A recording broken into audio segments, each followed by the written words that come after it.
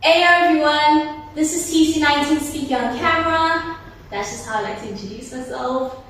On today's video, I'll be discussing on debugging my FSR sensors on the current FSR dance pad model that I have been building for a year right now and still currently ongoing right now. Since that most of you all are aware that during last year December holidays, I had a difficulty with my circuit detecting responses from my FSR sensors while still in contact, whilst I was still building the pad. So that took a long time to figure out what is the issue with the circuit, in which that has been resolved to it is the sensors that is the issue. In this video, you'll see myself conducting a multimeter experiment between my working FSR inside my travel pad that I had built back in 2021 versus the current FSR sensors that I'm having a trouble with my current circuit detecting it on my new model. And then I'm going to gather data collectings and on-depth analysis on what procedures should I take further next into resolving the current FSR sensors to finally detect on my current sensors for my new model to work properly. Later through this video, you'll see me also conducting a stapler and a copper wire threading test on my current FSR sensors to see if I can restore the function on my FSRs finally responding whenever contact is being induced for the sensor to respond a sensitivity reaction towards my Arduino IDE and finally be able to respond with a working dance pad on the go. So you're going to also see me conduct that experiment as well. Then, to wrap up this documentary, I'll give in my on-depth discussions on the previous experiments that you're going to see me do on-depth on this video and see what steps do I need to take on further post the experiments that have been conducted on how am I going to proceed on continuing building my current FSR dance pad to be able to give it to the South African dance gamer in commission for it. So, without further ado, let's get into the documentary. As you can see, ladies and gentlemen, psst, and also my MBs too, you guys are not forgotten. Love y'all. I have got an achievement unlocked for getting the TOED, that one electronic device debugging. I got it. I got the multimeter. You can see I got the multimeter over here. Oh my goodness. I got the multimeter. And I got some crocodile clips. And I'm gonna do some circuit debugging to analyze my FSR's behavior in terms of the configurations. How am I going to do it on the multimeter to verify, is it the FSRs that have the problem, or is it the Clincher connectors, the blue things that are attached with its metal teeth across the conductive layers of the FSR, if that could be the problem. So I'm going to measure resistance per applied pressure, if that makes sense to say. But each pressure that I add in, resistance is going to be measured, which I'll explain in the video thoroughly. And I'm also going to check the conductivity of the metallic teeth of the Clincher connector as well using the multimeter. So let's get on the go. And I need Kirby. Let's go, Kirby. I'm going to make a little bit of, I don't know if I'll be able to speak, but I'll be able to make a voiceover over this. So I'm just going to conduct the experiment and then I'm going to make a voiceover. So you're going to see me do everything from scratch. So let's get on with experiment 1. The following apparatus needed are a multimeter, crocodile clips, the FSR that you are debugging, and lastly, jumper wires. I had made the multimeter experiment circuit construction by inserting jumper wires into the Clincher connectors attached to the force sensitive resistor that I am debugging. I then created a series connection by clipping crocodile clips onto the jumper wires, with another pair of their clips attached to the multimeter's probes as well. I am first measuring resistance with my working FSR, and with the final results displayed, I must replicate the same results and procedures on the FSR that needs to be debugged.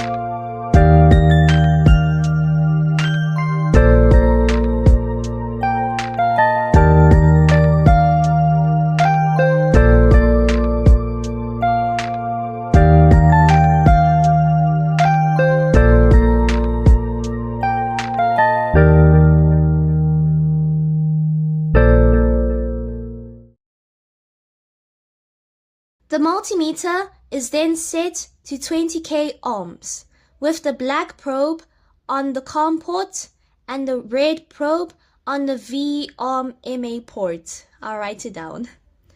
When the FSR is not in contact to pressure, basically left idle, its resistance value is so high to a point that it is close to infinity due to the two conductive layers inside the FSR are not touching each other.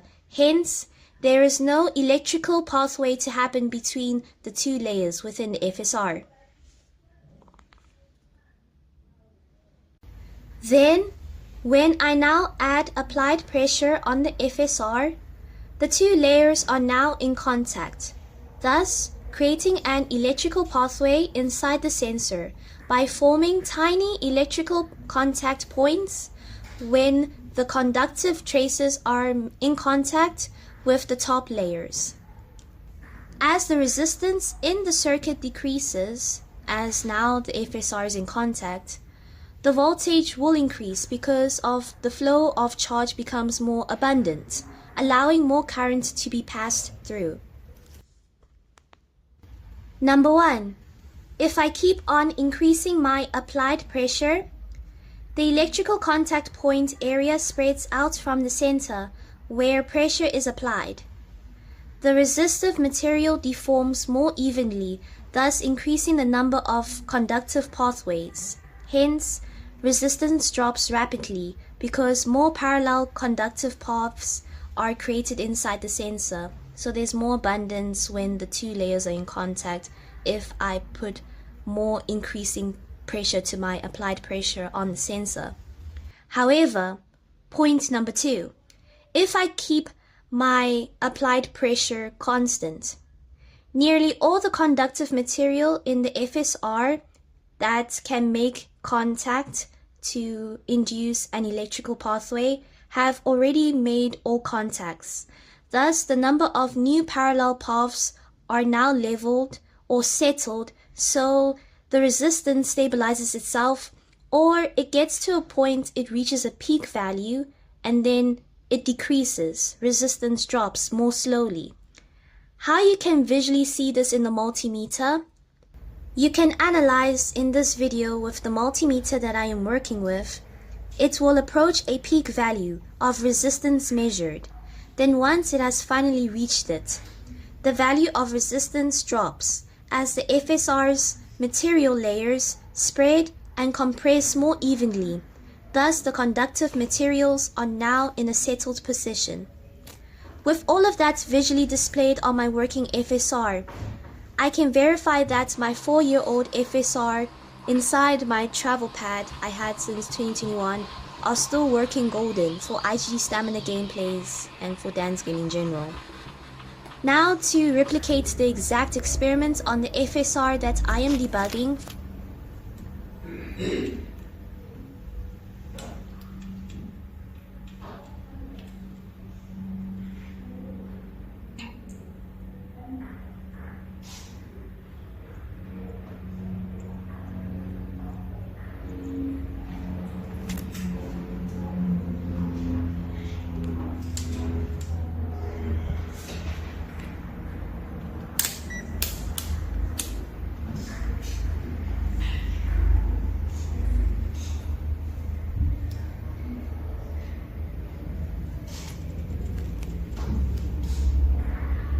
yeah, I'm not getting the same readings. For some reason this one may be a bit broken.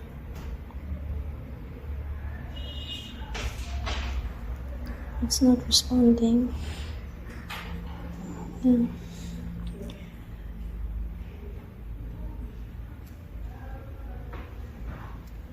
I'm not getting the same values, even if I press very hard.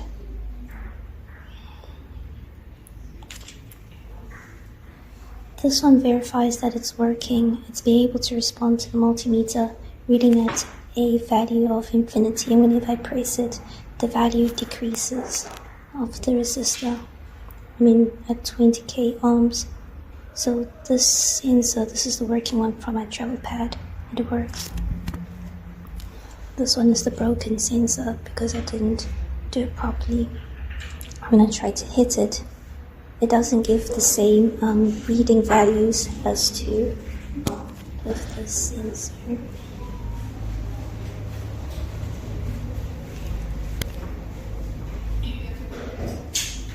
I am not producing the same results as I fully gathered on the working FSR. This means I had to move to experiment 2 to finally conclude if this FSR needs adjustments or is it completely dead due to poor trimming that I have done on taking out the soldering tabs that I did back in February 2024. But before that, I wanted to check if the teeth of my Clincher connectors, those silver things, are conductive and maybe resulting the problem on why this FSR cannot respond when in contact with the circuit. I now set the multimeter to the sound configuration. Basically, when both your multimeter's probes get in contact with a conductive material, it will create a beeping sound. If both your probes are in contact to a material that is an insulator, it will not return a sound.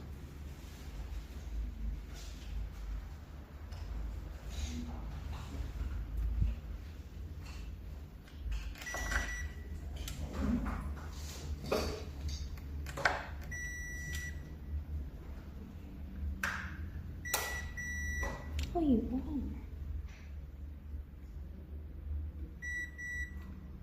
What's the problem? Those conductors.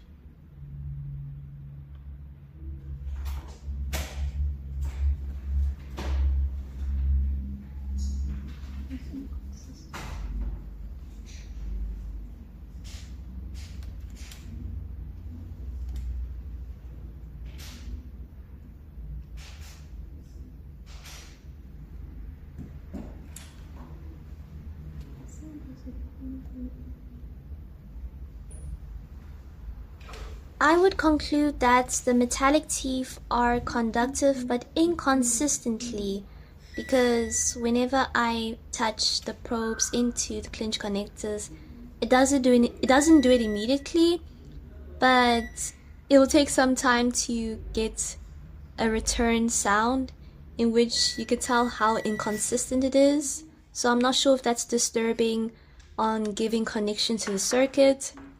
So that is when I was able to discover that my Clincher connectors are not really the problem, it is my FSR. So then I had to proceed to experiment 2. Okay. So just to make a clarification on this previous video, because then that time, it had been literally 3 years since I had worked on my Arduino IDE to configure circuits. Swapping my ground and 5V port was not a good idea to perform a trial or error, regardless receiving inconsistent sensor detections on my Simply Love then. That could have almost permanently damaged my entire circuit, but thankfully it didn't. However, performing this multimeter experiment to officially verify that it is the FSRs that are causing the problem, and it's all of them actually, not just one of them, unfortunately, and not the entire circuit itself. It has educated myself to improve on circuit debugging when still continuing on to learning about FSR dance pads, compared to the capacity on what I have already known about FSR pads when I was 18, back in 2021, learning how to build one for the very first time. You always continue to learn more skills, revolving to improve on understanding FSR dance pads or travel pads, so it becomes an intriguing journey since when I was 18 on how to bring additional skills to solve problems.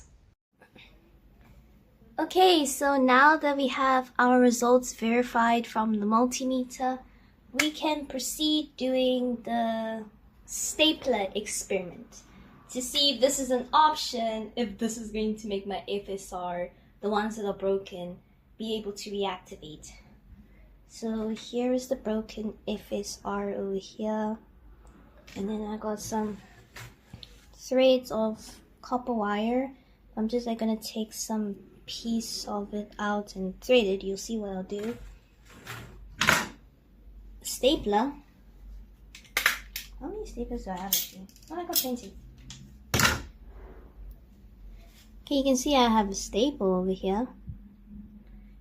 So the goal is that I'm just going to like put a picture.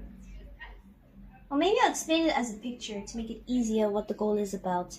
And then you're gonna see me do this in action. And then we're gonna give it a test with the first FSR if it can work. So let's get to it. I'm going to staple the FSR so that each conductive layer of the FSR has a staple attached to it. And then you're going to see how am I going to use the copper wire to thread the experiment. So this is going to be...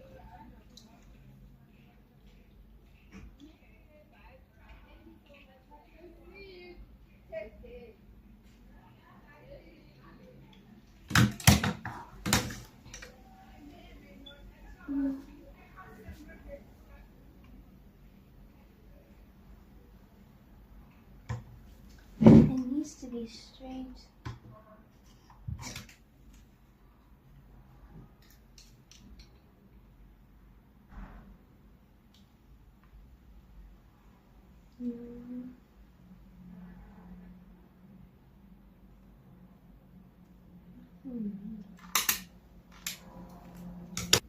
I tried. I tried with the first one. If you can see there's a whole staple connected to it. I'm not sure if this is going to affect it a bit. Jesus, I hope the sensor's still okay. So this is a jumper wire that I'm going to attach the staples on, and then I'm going to make like a thread to see if it could work. The jumper wire is like 1 meter long. It's 100 centimeters, so it's like 1 meter long. So yeah, you're going to see me what am I going to do next. And then I'm going to try and test it out on the circuit that's working. I want to see if it tests this out. But yeah, I'll see. For experiment 2, the apparatus that is needed for it is a stapler, thin copper wire, and the FSR that you're debugging. Since we are not receiving the replicated results on the FSR that I am debugging from the multimeter experiment, I am going to try on retrieving connection in them by clipping staplers aligning to the two conductive layer lines within the FSR tightly, and then threading around copper wire and analyze results if they return a sensor detection.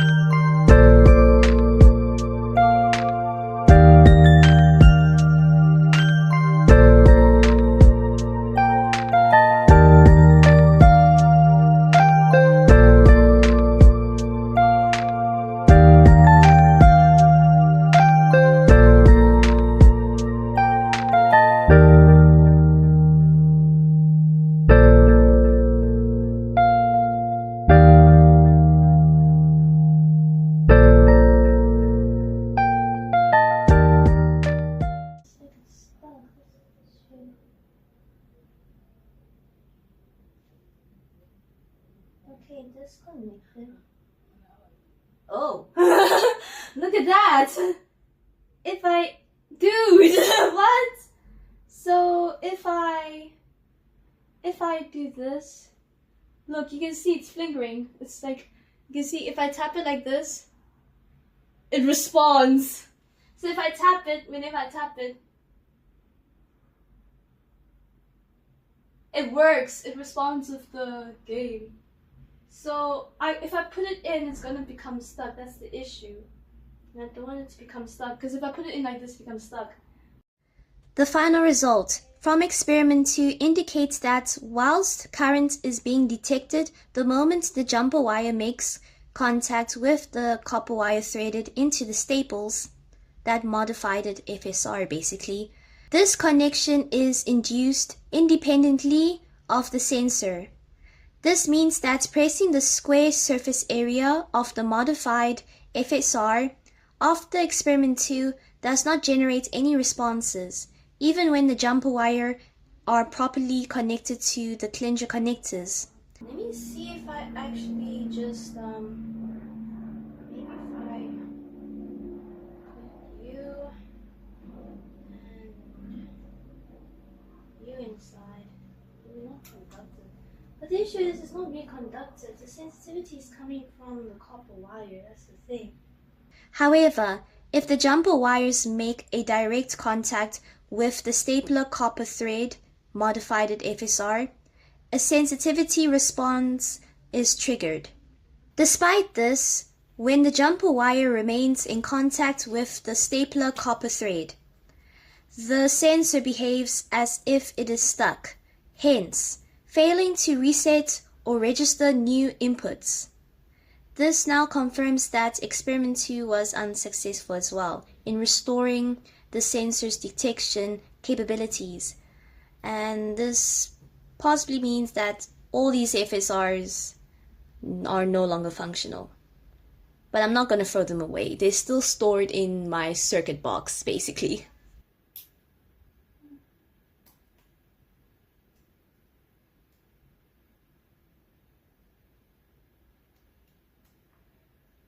Even if it's connected, it's just only stapler. This is when the stapler. The experiment does not work. Not getting any bouncing back.